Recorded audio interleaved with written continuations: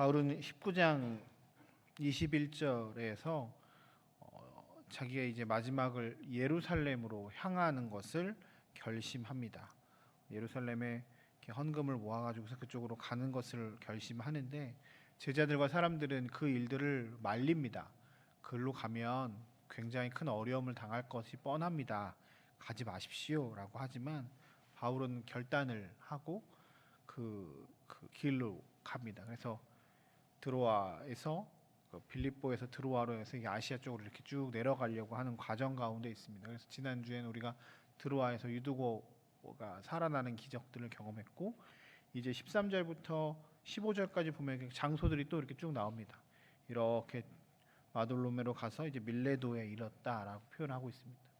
밀레도가 에베소보다 조금 해안가 도시고요. 이렇게 해안 따라 이렇게 쭉 왔다가 이렇게 내려가는 길이 있는데 에베소가 가까이 있는 거죠. 우리로 얘기하면 요 근처에 있는데 여기는 이제 고속도로 가는 길이고 이렇게 들어가면 에베소 들어가는 건데 거기 들어가면 이제 겨울 되기 전에 여기 예루살렘에 못 내려가니까 옛날에는 이게 차가 가는 게 아니라 걸어가야 되는 거니까 들어갔다가 다시 나와서 가면 이제 겨울 안에 못 넘어가니까 밀레도에 있으면서 먼저 연락을 해서 이제 에베소에 있는 성도들을 자기가 있는 밀레도로 이렇게 오라고 합니다.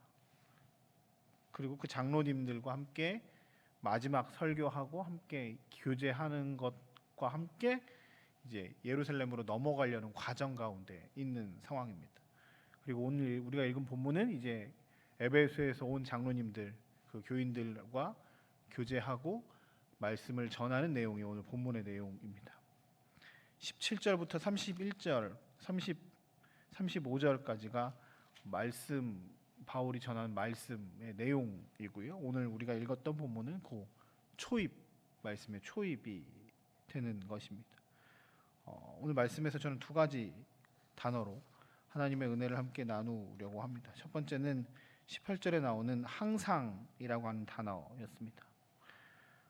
그리스도인들이 어떤 이 세상에 살면서 가장 중요한 것 중에 하나가 하나님의 속성을 덜 닮아가야 할 것 중에 하나가 신실함인 것 같습니다.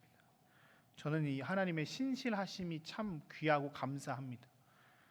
저란 사람이 하나님을 어떻게 닮아가려고 할 때 이 신실함, 항상이라는 단어를 늘 묵상하면서 하나님의 속성을 묵상하면서 닮아가려고 합니다. 사람들은 늘 여러 가지 조건, 상황, 이걸 나쁜 표현으로 하면 핑계를 댈 때가 있습니다. 내 건강 상태가 좋지 않습니다. 내 어떤 상황들이 좋지 않습니다. 지금은 내가 어떤 상황이기 때문에 하나님 이렇게 하지 못합니다. 라고 하면서 자신들이 하지 못하는 일들에 대한 조건들을 막 답니다. 이런 조건들이 되면 내가 이렇게 하겠습니다. 이런 상황들이 되면 내가 이렇게 하겠습니다. 라고 하며 자신들의 상황을 먼저 이야기할 때가 많이 있습니다. 근데 오늘 바울은 자신의 선교 사역을 쭉 에베소 사람들에게 설명하는 내용 가운데 19절에 보면 나는 모든 겸손과 눈물 유대인들의 관계로 말미암아 당한 시험을 참고 주님을 계속 섬겼습니다. 그리고 복음을 전했습니다. 라고 할 때 항상 이 일들을 했습니다. 라고 하는 표현을 쓰고 있습니다. 하나님은 우리를 향해서 항상 신실하시게 대하셨습니다. 우리처럼 우리의 감정의 기복에 따라서 사람을 어떤 동일한 조건에서 무언가를 하는 것이 아니라 내가 기분이 나쁘면 더 세게 얘기하고 기분이 좋으면 그 잘못들을 넘어가는 것이 아니라 항상 하나님께서는 우리와 함께 하셨습니다. 하나님이 감정을 가지고 우리를 대하셨다면 당신의 컨디션에 따라 내가 잘못한 것들이 기분이 많이 나빴다면 우리는 벌써 수만 번도 죽고 없어질 만한 존재였습니다. 그런데 하나님은 늘 신실하시게 우리의 상황과 상관없이 당신의 그 옷과 상관없이 늘 우리를 사랑하시고 늘 한결같이 우리를 대해 주셨습니다. 저는 목사의 가장 큰 장점을 설교를 잘하는 것, 어떻게 뭔가를 잘하는 것이 아니라 항상 꾸준함에 있다고 생각합니다. 성도들도 마찬가지입니다. 설교를 조금 못하고 뭔가를 좀 잘 못해도 항상 그 자리에서 기도하는 목사, 항상 그 자리에 서서 자신의 자리를 지키는 사람, 이게 그리스도인들에서 가장 또 중요한 하나님의 속성을 닮은 것이라고 생각합니다. 그런 의미에서 오늘 아침에 오신 여러분을 축복합니다. 오늘 날씨에 눈도 오고 춥다 그러고 월요일 날 핑계 댈 것들은 참 많이 있지만 그럼에도 불구하고 우리는 기도의 자리를 지키기 위해 이곳에 나와 있지요.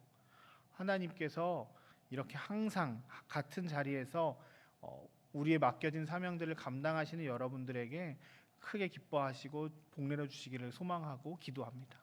우리가 이 복을 추구하며 살아가는 것도 있지만 하나님의 신실하심을 닮아 우리의 맡은 자리에서 하나님께로 향한 우리의 마음을 항상 신실하게 내어드리고 우리의 맡은 바 소명들을 잘 감당하는 믿음의 사람들 되시길 주의 이름으로 축복합니다.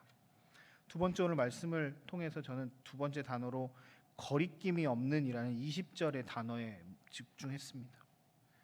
바울은 이 바울의 사역들을 사도행전에서 쭉 보면 그냥 세상적인 표현으로 약간 미쳐 있는 사람 같습니다.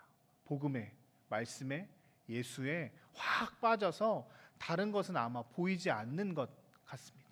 그리고 그 일을 함에 있어서도 어떻게 하면 이렇게 내가 다칠 것인가, 이렇게 하면 나에게 유익이 될 것인가, 이런 거에 생각을 하지 전혀 않고 그저 복음이 어떻게 잘 전달될까, 어떻게 하면 이 복음을 전할 수 있을까에 대해서 그거 하나에만 초점을 맞춰서 거침이 없이 거리낌이 없이 일들을 했습니다. 이거 하면 내가 다칠 것이다, 이거 하면 내가 아픔을 겪을 것이다. 실제로 사도행전 내내 바울은 계속 어려움을 당하잖아요. 그리고 오늘 예루살렘 가는 길이 죽을 수도 있다, 다칠 수도 있다, 너 큰일 난다라는 이야기를 사람들도 하고 오늘 23절에 보면 성령께서 이 일들을 나에게도 말씀하셨다고 이야기합니다. 너 거기 가면 아플 거야, 다칠 거야. 그런데 바울은 그 길을 갑니다. 하나님의 일이라 생각하고 거리낌이 없이 거침이 없이 그 일들을 합니다. 하나님만 두려워하기 때문입니다. 하나님만이 나의 생사화복을 주관하시는 분이시기 때문임을 믿기 때문입니다. 다른 것들이 나를 어떻게 한다 할지라도 걔네가 나의 몸을 어떻게 할 수 있지만 나의 영혼을 건드릴 수 없어. 하나님만이 나의 영혼의 구원자이셔. 하나님께서 나의 삶을 인도하셔라고 하는 믿음이 철저하게 있기 때문에 이 일들이 가능합니다. 하나님이 내 삶의 구원자이십니다라는 것을 철저하게 믿고 살아가는 하나님만 경외하는 사람이었기 때문에 이 일들이 가능했습니다. 우리의 삶에서 하나님만 두려워합니다, 하나님만 나의 구원자이십니다라고 하는 고백이 점점 굳건해지고 단단해졌으면 좋겠습니다. 다른 조건들이, 다른 어떤 상황들이 우리를 해하지 못한다는 사실을 우리가 늘 기억했으면 좋겠습니다. 그래서 오늘 바울처럼 항상 거리낌이 없이 주님을 위해서, 하나님이 원하시는 것을 위해서, 하나님 나라를 위해서 살아가는 오늘 우리의 삶이, 여러분들의 삶이 되시길 주의 이름으로 축복합니다. 함께 같이 우리 기도하면서 나아갈 때 말씀을 기억하시면서 하나님, 내가 하나님의 기쁨이 되는 사람들, 하나님의 나라의